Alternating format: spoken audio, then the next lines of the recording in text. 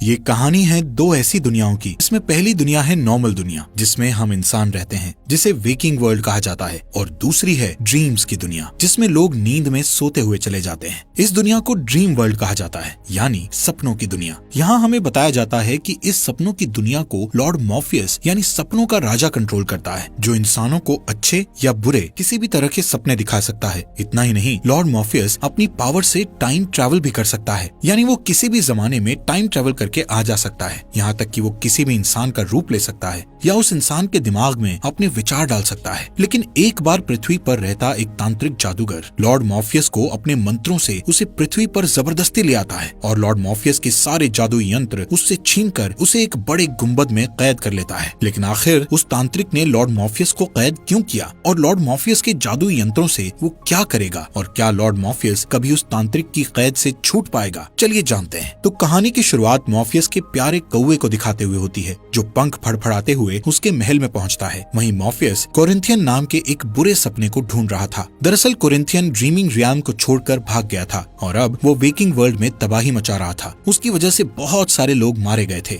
इसलिए सपनों का राजा यानी लॉर्ड मॉर्फियस कोरिंथियन को रोकने और उसे पकड़कर वापस लाने का फैसला करता है। वो अपना मास्क उतार कर कोरिंथियन को ढूंढने के लिए ड्रीमिंग वर्ल्ड से निकल जाता है। मॉर्फियस ड्रीमिंग वर्ल्ड में सबसे ताकतवर था, लेकिन वेकिंग वर्ल्ड में उसकी ताकत कम हो जाती है। लेकिन इसके बावजूद उसे कॉन्फिडेंस था कि वो अपने इस मिशन में कामयाब होकर रहेगा, क्योंकि उसके पास 3 हथियार थे। पहला पाउच ऑफ सैंड यानी रेत से भरी थैली, दूसरा हेल्म यानी मुखौटा, और तीसरा उसका रूबी स्टोन। यहाँ से सीन शिफ्ट होता है और हम देखते हैं कि साल 1916 के समय में इंग्लैंड में लॉर्ड मैगस नाम का एक आदमी और एक फेमस जादूगर मिलकर मौत के देवता को काबू करने के लिए कुछ तांत्रिक साधना कर रहे हैं, ताकि वो अपने मरे हुए बेटे को जिंदा कर सकें। उनके साथ उनके चेले भी मौजूद थे, जो एक स्वर में कहते हैं अंधेरे की दुनिया में। इस बीच लॉर्ड मॉर्फियस लंदन में कोरिंथियन के पास पहुंच जाता है। कोरिंथियन उस वक्त वहां एक आदमी का खून कर रहा होता है। मॉर्फियस उसे मारने ही वाला होता है कि तभी अचानक उसे वो मंत्र सुनाई देता है, जो कि था अंधेरे की दुनिया में। इतना सुनते ही वो तुरंत गायब हो जाता है। यहाँ इस राज का खुलासा होता है कि मौत के देवता को पकड़ने की जगह मैगस ने गलती से सपनों के राजा को पकड़ लिया था। अब क्योंकि मॉर्फियस एक अलौकिक शक्तियों वाला अनंत जीवी था, इसलिए मैगस उसे अपने तहखाने में कैद करके उसके सैंड पाउच, हेल्म और रूबी को निकालकर अपने पास रख लेता है, जिससे मॉर्फियस कमजोर हो जाता है। उसके कैद होने की वजह से वेकिंग वर्ल्ड में अफरा तफरी मच जाती है और स्लीपी सिकनेस नाम की एक बीमारी फैल जाती है, जिसमें होता यह है कि अगली सुबह लाखों लोग नींद में मर जाते हैं, जिनमें औरतें, मर्द और बच्चे भी शामिल थे। दरअसल ये सारे लोग नींद में सपने देख रहे थे, लेकिन उसी वक्त मॉर्फियस के कैद हो जाने के कारण वो सपनों की दुनिया में ही फंसे रह गए और वेकिंग वर्ल्ड में वापस नहीं लौट पाए। ऐसे ही एक दिन कोरिंथियन मैगस को ट्रैक करके ढूंढ लेता है और उसे बताता है कि वो किस तरह मॉर्फियस को अनंत समय तक कैद करके रख सकता है। असल में कोरिंथियन नहीं चाहता था कि मॉर्फियस इस कैद से आजाद हो, क्योंकि अगर मॉर्फियस आजाद हो गया तो वो उसे अपने साथ वापस ड्रीम वर्ल्ड में ले जाएगा। लेकिन कोरिंथियन ड्रीम वर्ल्ड में वापस नहीं जाना चाहता था, इसलिए वो मैगस को एडवाइस देता है कि तुम उसे कांच के गोले में रखकर उसके चारों तरफ मंत्रों से एक गोल घेरा बना दो। कोरिंथियन जानता था कि मॉर्फियस किसी के भी सपनों में आकर उससे अपना काम करवा सकता है, इसलिए वो मैगस को कहता है कि तुम अपने सभी गार्ड्स को सख्ती से ऑर्डर दे दो कि कोई भी मॉर्फियस की मौजूदगी में ना सोए। इसके लिए भले ही उन्हें नींद को भगाने वाली कोई दवाई लेनी पड़े तो ले लें। वो मैगस को मॉर्फियस के कौवे से पीछा छुड़ाने के लिए भी कहता है, क्योंकि वो कौवा अपने मालिक मॉर्फियस का बहुत वफादार था और वो उसे छुड़ाने के लिए कुछ भी कर सकता था। ये सब सुनकर मैगस बेसमेंट में जाता है, जहाँ मॉर्फियस कैद था। मैगस मॉर्फियस से कहता है कि मुझे गलत मत समझना, क्योंकि मैं सिर्फ तुमसे इतना सा काम करने को कह रहा हूँ कि तुम अपनी शक्तियों से मेरे मरे हुए बेटे को वापस जिंदा कर दो, जिसके बदले में मैं तुम्हें यहाँ से आजाद कर दूंगा। लेकिन मॉर्फियस उसे कोई भी जवाब नहीं देता, जबकि उसे उस गुंबद में काफी ज्यादा तकलीफ हो रही थी और उसकी बॉडी भी बहुत मुश्किल से मूवमेंट कर रही थी। इसी तरह समय गुजरता रहता है और पूरे 10 साल गुजर जाते हैं। अब मैगस का दूसरा बेटा एलेक्स बड़ा हो चुका था और वो कैद में पड़े हुए मॉर्फियस के बारे में जानने को बहुत उत्सुक रहता है। एक दिन एलेक्स उसके पास जाकर उसे कहता है कि अगर तुम मेरे भाई को जिंदा कर सकते हो तो तुम यहाँ से आजाद हो सकते हो, मैं खुद तुम्हें आजाद करूंगा। वहीं मॉर्फियस उसकी बातों को सुनकर भी खामोश रहता है और अपने मन ही मन में कहता है कि मैं तुम लोगों को वो चीज नहीं दे सकता जो तुम मांग रहे हो, क्योंकि अगर मैंने ऐसा किया तो वेकिंग वर्ल्ड और ड्रीम वर्ल्ड दोनों जगहों में ही गड़बड़ हो जाएगी और लाखों लोग मारे जाएंगे।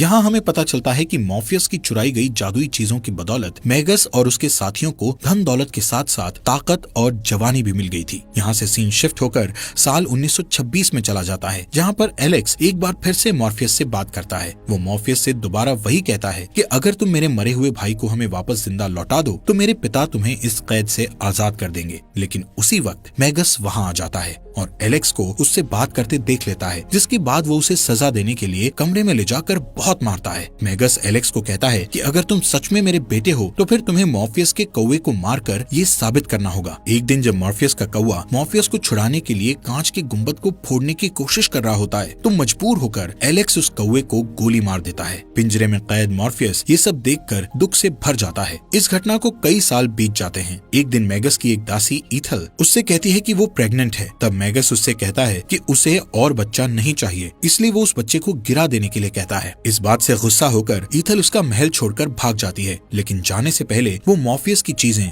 रूबी, रेत की थैली और उसका हेल्म भी अपने साथ ले जाती है। जब मैगस को ये पता चलता है तो वो गुस्से से पागल हो जाता है और उन चीजों को वापस पाने के लिए मॉर्फियस के पास जाता है और उससे कहता है कि अगर मॉर्फियस उसे ढेर सारे पैसे और पावर के साथ साथ अमर बना दे तो वो उसे आजाद कर देगा। लेकिन मॉर्फियस इस पर भी कुछ नहीं कहता। तो फ्रस्ट्रेट होकर मैगस एलेक्स पर अपना गुस्सा निकालता है। उन दोनों में लड़ाई होने लगती है, जिसमें मैगस को धक्का लग जाता है और वो सर के बल जमीन पर गिर जाता है, जिससे तुरंत उसकी मृत्यु हो जाती है। इससे घबराकर एलेक्स गार्डन में चला जाता है, जहाँ उसकी मुलाकात पॉल नाम के एक वर्कर से होती है। पॉल उसे दिलासा देता है और एलेक्स से कहता है कि उसे मॉर्फियस के पास जाना चाहिए और उससे हेल्प मांगना चाहिए, पर एलेक्स कहता है कि उसने मॉर्फियस के कौवे को मार डाला था, इसलिए इस वक्त उससे हेल्प मांगना सही नहीं होगा। इस तरह कई साल और गुजर जाते हैं और मॉर्फियस को कैद में पड़े हुए 104 साल बीत जाते हैं। पॉल और एलेक्स दोनों बूढ़े हो चुके थे, उनके पूरे शरीर में झुर्रियां पड़ चुकी थी, लेकिन वो दोनों अब भी मॉर्फियस के साथ सौदेबाजी करना चाहते थे। एक दिन पॉल एलेक्स को व्हील चेयर में बिठाकर उसी जगह आता है जहाँ मॉर्फियस कैद था और उसके चारों तरफ बने हुए घेरे को जानबूझकर तोड़ देता है ताकि सपनों का देवता मॉर्फियस अपने पावर्स को यूज कर सके। उनके जाने के बाद मॉर्फियस वहाँ मौजूद गार्ड्स में से एक को अपनी शक्ति से सुलाकर उसके सपने में पहुँच जाता है। फिर वो उस गार्ड को गोली चलाकर कांच के गोले को तोड़ने पर मजबूर कर देता है। फिर जैसे ही मॉर्फियस कैद से बाहर निकलता है वो एलेक्स से बदला लेने के लिए उसे हमेशा के लिए सुला देता है, जहाँ उसे एक के बाद एक दूसरा डरावना सपना आता रहता है। अब मॉर्फियस 104 साल तक कैद में रहने के बाद वापस अपने ड्रीम वर्ल्ड में लौटता है तो वो ये देखकर हैरान रह जाता है कि वहाँ सब कुछ बदल चुका था। पहले वहाँ जो खूबसूरत महल था वो अब बुरे हाल में पहुँच चुका था। मॉर्फियस वहाँ के मेन लाइब्रेरियन लुसियन से मिलता है, जो उसे बताता है कि वहाँ राजा के न होने से बहुत सारे लोग उस जगह को छोड़कर जा चुके थे। ये सब सुनकर वो बहुत दुखी हो जाता है और कसम खाता है कि वो अपनी इस दुनिया को फिर से बसाएगा और उसे अपना पुराना मुकाम दिला कर रहेगा। दूसरी तरफ कोरिंथियन को एक घर में एक आदमी के साथ दिखाया जाता है। वो उस आदमी को मारने वाला होता है। कोरिंथियन को ये पता चल चुका था कि मॉर्फियस वहाँ से आजाद होकर जा चुका है और अब वो कभी भी उसे लेने आ सकता है। यहाँ पता चलता है कि कोरिंथियन के चेहरे पर आंखें नहीं थी, बल्कि आंखों की जगह छोटे छोटे दांत थे, जिन्हें देखकर ऐसा लगता था कि वो छोटे छोटे मुंह थे। इसी वजह से वो हर वक्त काला चश्मा पहने रहता था। वो जब भी किसी को मारता तो उनकी दोनों आंखें निकाल लेता था। उधर ड्रीम वर्ल्ड में मॉर्फियस लुसियन से कहता है कि वो अपने हथियारों, रूबी, सैंड पाउच और हेल्म के बिना कुछ नहीं कर सकता, इसलिए अपनी दुनिया को फिर से आबाद करने के लिए सबसे पहले उन हथियारों को ढूंढना होगा। अब सीन शिफ्ट होता है और हमें न्यूयॉर्क का बफलो एरिया दिखाया जाता है, जहाँ बूढ़ी ईथेल लोगों से छुपकर रहती है, क्योंकि वो एक इंटरनेशनल क्रिमिनल बन चुकी थी और अलग अलग रूप बदलकर जी रही थी। एक दिन कोरिंथियन उसके पास आता है और उसे पार्टनरशिप का ऑफर देता है। चूंकि वो दोनों मॉर्फियस के दुश्मन थे, इसलिए ईथेल उसकी बात मान लेती है। फिर वो दोनों उस सिचुएशन से निपटने के लिए प्लानिंग करते हैं। ईथेल झूठ बोलती है कि उसे मॉर्फियस के हथियारों के बारे में कुछ नहीं पता,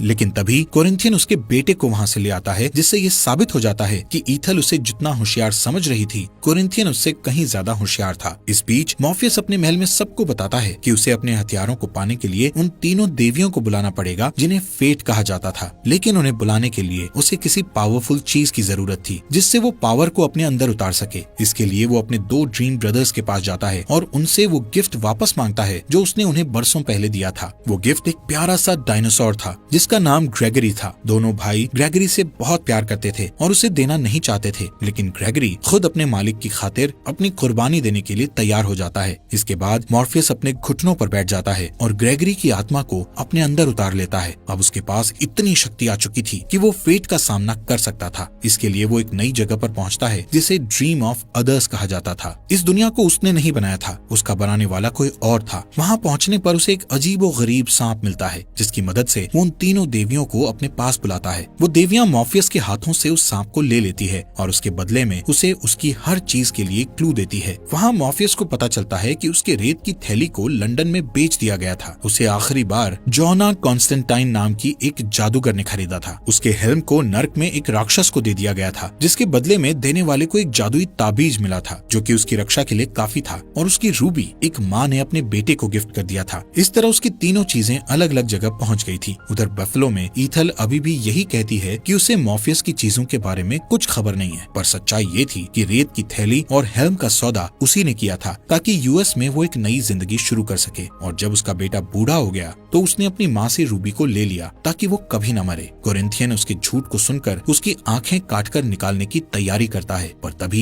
ईथल कहती है कि उसे मॉर्फियस के हथियारों की जरूरत नहीं है, क्योंकि उसके पास उसका खुद का हथियार है। ये कहकर वो अपने तावीज को निकाल कर दिखाती है और उसे देखते ही कोरिंथियन तुरंत हवा में गायब हो जाता है। इसके बाद ईथल जेल जैसे एक हॉस्पिटल में जाती है, जहाँ उसकी मुलाकात उसके बेटे जॉन से होती है, जो बूढ़ा हो चुका था। वो उसके इलाज के बारे में जानकारी लेती है और उससे बात करने की कोशिश करती है, पर वो कोई बात नहीं करता। इस बीच ड्रीमिंग रेल्म में मॉर्फियस लुसियान को बताता है कि वो अपनी रेत की थैली लाने के लिए लंदन जा रहा है, ताकि वो इतना स्ट्रॉन्ग हो जाए कि नर्क में जाकर वहाँ से अपना हेल्म वापस ला सके। जैसे ही वो वहाँ से निकलता है, ईथल के जादुई तावीज के कारण कोरिंथियन को ड्रीमिंग रेल्म में फेंक दिया जाता है। लुसियान उसका स्वागत करता है और उसे वेकिंग वर्ल्ड से दूर रहने के लिए कहता है, पर कोरिंथियन जिद पर अड़ा रहता है और वापस वहाँ जाने की कोशिश करता है। इस बीच मॉर्फियस लंदन पहुँच जाता है और उस जादूगर जोना कॉन्स्टेंटीन से मिलता है, जिसके पास वो रेत वाली थैली थी। वो उससे उस थैली का सौदा करने की कोशिश करता है, पर वो जादूगर इनकार कर देती है और कहती है कि उसे एक जगह झाड़ फूंक का काम करने जाना है। ये कहकर वो वहाँ से चली जाती है। वो एक चर्च में जाती है और देखती है कि एक अमीर राजकुमारी एक फुटबॉलर से शादी करने वाली थी। जोना कंफ्यूज होकर सोचती है कि आखिर उस कपल को झाड़ फूंक कराने की क्या जरूरत थी, पर तभी वो राजकुमारी के चीखने की आवाज सुनती है और उसे पता चलता है कि फुटबॉल प्लेयर पर किसी शैतानी ताकत का कब्जा था। उसके मुंह से एक राक्षस निकलता है जो फुटबॉलर की अंतड़ियां निकाल देता है और फिर जोना की तरफ बढ़ता है। उसी वक्त मॉर्फियस वहाँ पहुँच जाता है और वो उस राक्षस को पहचान लेता है। मॉर्फियस और वो राक्षस आपस में बातें करने लगते हैं, जिसका फायदा उठाकर जोना अपनी जादुई शक्तियों से उस राक्षस को वापस नर्क में भेज देती है। इस घटना के बाद मॉर्फियस और जोना बाहर जाकर एक दूसरे से ढंग से बात करते हैं। मॉर्फियस अपनी रेत वाली थैली के बारे में पूछता है तो जोना उसे कहती है कि वो उस थैली के धागों को खोल नहीं पाई, इसलिए उसने उसे बेच दिया। ये सुनकर मॉर्फियस परेशान हो जाता है और कहता है कि उन्हें किसी भी तरह उस थैली को ढूंढना होगा, वरना सपनों की दुनिया का वजूद मिट जाएगा और अगर सपने ना रहे तो दुनिया में तबाही मच जाएगी। लेकिन जोना उसकी बात पर ध्यान नहीं देती और वहाँ से चली जाती है। उसके जाने के बाद मॉर्फियस की नजर उस कौवे पर पड़ती है जिसे लुसियान ने उसकी मदद के लिए भेजा था। वो अपना नाम मैथ्यू बताता है और उससे वादा करता है कि हर हाल में उसकी रक्षा करेगा। उस रात मॉर्फियस जोना के सपने में आता है। जोना एक बुरा सपना देख रही होती है कि एक राक्षस उसे खींचकर नर्क में ले जा रहा है। तभी उसकी नींद खुल जाती है और वो मॉर्फियस को अपने कमरे में पाती है। मॉर्फियस उसे बताता है कि वो सपने में उसका पीछा करते हुए वहाँ पहुँचा था और उसकी हेल्प करना चाहता था। जोना कहती है कि उसे रोज डरावने सपने आते हैं, तो मॉर्फियस उससे वादा करता है कि वो उसे डरावने सपनों से छुटकारा दिला देगा। इस पर जोना मान जाती है और थैली ढूंढने में उसकी मदद करती है। जोना अपने ऑफिस में थैली को ढूंढती है और इस बीच मॉर्फियस के हाथ एक तस्वीर लगती है जिसमें जोना के साथ उसकी गर्लफ्रेंड रेचल दिखाई देती है। उस पिक्चर को देखकर जोना को याद आता है कि वो थैली उसकी गर्लफ्रेंड रेचल के यहाँ थी। उसी समय वो दोनों रेचल के यहाँ जाते हैं। रास्ते में जोना उसे बताती है कि वो वहाँ हाल ही में रहने आई थी। जब उसके सारे करीबी लोग एक एक करके मरने लगे तो वो रेचल को छोड़कर अलग रहने लगी ताकि रेचल सेफ रहे। जल्दी ही वो दोनों रेचल के घर पहुँच जाते हैं और ये देखकर हैरान रह जाते हैं कि रेचल पर उस रेत की थैली का जादुई असर हो रहा था। उसकी हालत बहुत नाजुक थी, वो बोल भी नहीं पा रही थी। दरअसल उसे रेत और उसकी वजह से आने वाली सपनों की लत लग चुकी थी और इसी कारण उसका शरीर गलता जा रहा था। मॉर्फियस रेचल से रेत की थैली ले लेता है और कहता है कि ये इंसानों के लिए नहीं है। इसके बाद वो निकलने की तैयारी करता है, पर जोना उसे अपनी गर्लफ्रेंड को ठीक करने के लिए कहती है क्योंकि उसी के रेत की वजह से उसकी ये हालत हुई थी। मॉर्फियस उसकी बात मान लेता है और उसे बाहर इंतजार करने को कहता है। फिर वो रेचल के ऊपर रेत डालकर उसे उसकी तकलीफों से छुटकारा दिला देता है। उसे आखिरी बार जोना का सपना आता है और फिर वो मर जाती है। उधर बफलो में ईथल अपने बेटे जॉन से कहती है कि उसने उन जादुई हथियारों को सिर्फ इसलिए चुराया था कि उसे उन चीजों से मदद मिल सके। वो कहती है कि जब मेगस के लोग लोग उसे ढूंढ रहे थे तो उसने रूबी को छुपा दिया था और बाकी दोनों चीजों के बदले में उस जादुई ताबीज को खरीद लिया था जिसे वो अपने गले में पहने रहती थी। उसी ताबीज ने उसे अब तक जिंदा रखा था, लेकिन अब वो और जीना नहीं चाहती थी, इसलिए वो मॉर्फियस को उसकी रूबी लौटा देना चाहती थी और उम्मीद करती थी कि वो उन्हें माफ कर देगा। पर जॉन का कहना था कि उन्हें वो चीजें लौटाने के बजाय उनका इस्तेमाल करके सपनों की एक ऐसी दुनिया बनानी चाहिए जहाँ सपनों का राजा ना हो। उसके जवाब में ईथल कहती है कि रूबी के कारण कई लोग अपनी जान गंवा चुके हैं, जबकि वो रूबी इस लायक नहीं है कि उसे अपने पास रखा जाए। फिर वो अपनी ताबीज निकालकर जॉन को दे देती है ताकि उसे शांति मिल सके।